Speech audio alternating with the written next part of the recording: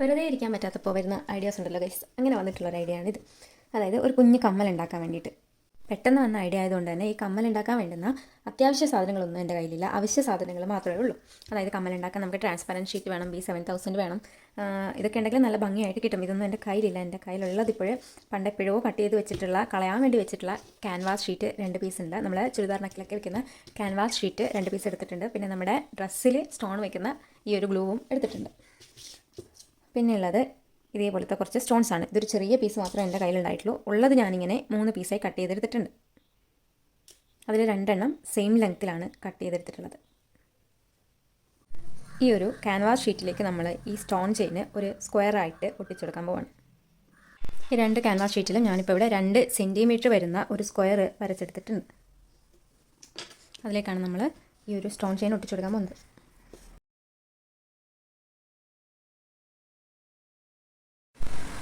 അതിനുശേഷം നമ്മൾ ആ സ്ക്വയറിൻ്റെ ഉള്ളിലായിട്ട് ഇതേപോലെ ചെറിയ ഗ്രീൻ സ്റ്റോൺസ് ഒട്ടിച്ചു കൊടുക്കുന്നുണ്ട്.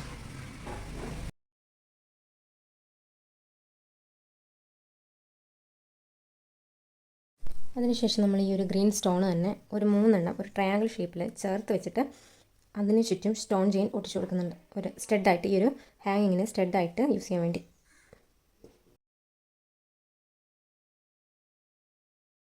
അതിനുശേഷം നമ്മൾ ജംപറിങ്ങിനകത്തേക്ക് ഇതേപോലുള്ള ബീഡ്സ് പ്ലസ് നമ്മൾ നേരത്തെ യൂസ് ചെയ്തിരുന്ന ആ ഒരു സ്റ്റോൺസും കൂടെ കൊടുത്തു കൊടുക്കണം.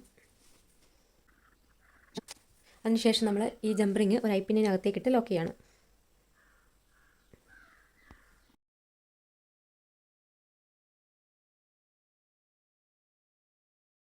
ആറ് പീസ് നമ്മളിവിടെ റെഡിയാക്കി എടുത്തിട്ടുണ്ട്. അതിനുശേഷം നമ്മൾ നേരത്തെ ഒട്ടിച്ചെടുത്തിട്ടുള്ള ഈ ഒരു പോർഷൻസ് കട്ട് ചെയ്തെടുത്തിട്ട് അതിൻ്റെ പുറകിലായിട്ട് ഈ ഒരു ഐപ്പിന്ന് വെച്ച് ഒട്ടിച്ചു കൊടുക്കാൻ പോവാണ്.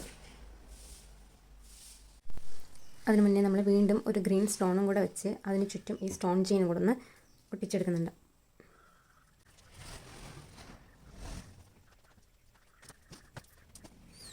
അതിനുശേഷം നമ്മൾ നേരത്തെ ചെയ്തെടുത്തിട്ടുള്ള ഇതേപോലെ ഐപ്പിന്നിൽ സെറ്റ് ചെയ്തിട്ടുള്ളത് 2 എണ്ണം കൂടെ നമ്മൾ ചെയ്തെടുക്കുന്നുണ്ട്.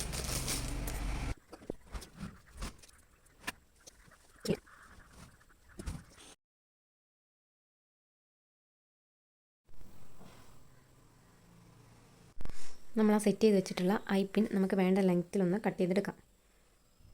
അതായത് നമ്മൾ ഇതിന് പുറകിലേക്ക് ഒട്ടിക്കുമ്പോൾ ഇങ്ങനെ ഒട്ടിക്കുന്ന സമയത്ത് ഇതിൻ്റെ എക്സ്ട്രാ ഉള്ള ആ ഒരു ഭാഗം പുറത്തേക്ക് കാണാത്ത രീതിയിൽ നമ്മൾ ആ മെഷർമെൻറ്റിലൊന്ന് കട്ട് ചെയ്തെടുക്കാം. അതിനുശേഷം നമുക്ക് ഒട്ടിക്കാം. ഞാനിവിടെ ഫെവി ബോണ്ട് വെച്ചിട്ടാണ് ഒട്ടിക്കുന്നത്.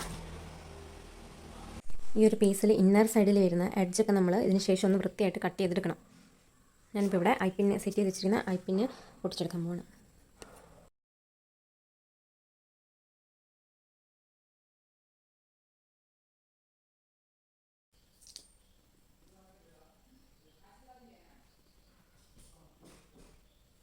അതിനുശേഷം നമ്മൾ ഈ 3 പീസും ജോയിൻ ചെയ്തെടുക്കുകയാണ്. ഐ പീസ് വെച്ച് ജോയിൻ ചെയ്തെടുക്കുക. ഇതേപോലെ തന്നെ പുറകിൽ നമ്മൾ ഈ ഒരു ഐപ്പിന് വെക്കും.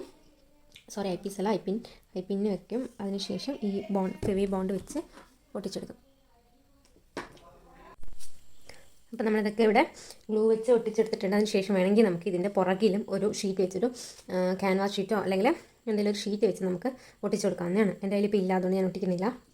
അതിനുശേഷം നമുക്ക് ഈ ഓരോ പാർട്സായിട്ട് ജോയിൻ ചെയ്തെടുക്കാം.